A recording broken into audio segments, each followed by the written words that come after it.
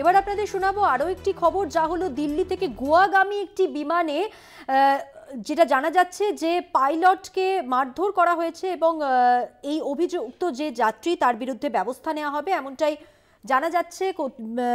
সূত্রের খবর, ইন্ডিগো কর্তৃপক্ষ এই ঘটনা খতিয়ে দেখার আশ্বাস দিয়েছে এবং একটি অভ্যন্তরীণ তদন্ত কমিটি গঠন করা হয়েছে।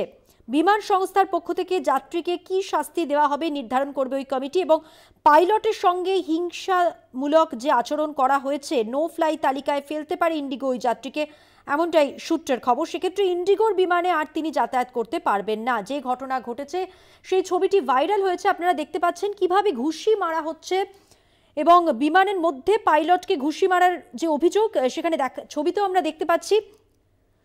মেজাজ হারিয়ে একেবারে তেড়ে যান ওই যুবক, আচরণের জন্য তাকে কঠিন শাস্তির মুখে পড়তে হবে এমনটাই কিন্তু ইন্ডিগো কর্তৃপক্ষ জানিয়ে দিয়েছে। এবং যেটা সূত্রের খবর, যেমনটা বলছিলাম যে এই ঘটনা কিন্তু খতিয়ে দেখা হবে এবং তার জন্য একটি অভ্যন্তরীণ তদন্ত কমিটি গঠন করা হয়েছে এবং বিমান সংস্থার পক্ষ থেকে যাত্রীকে ঠিক কী শাস্তি দেওয়া হবে নির্ধারণ করবে ওই কমিটি, অর্থাৎ ওই অভ্যন্তরীণ তদন্ত কমিটি।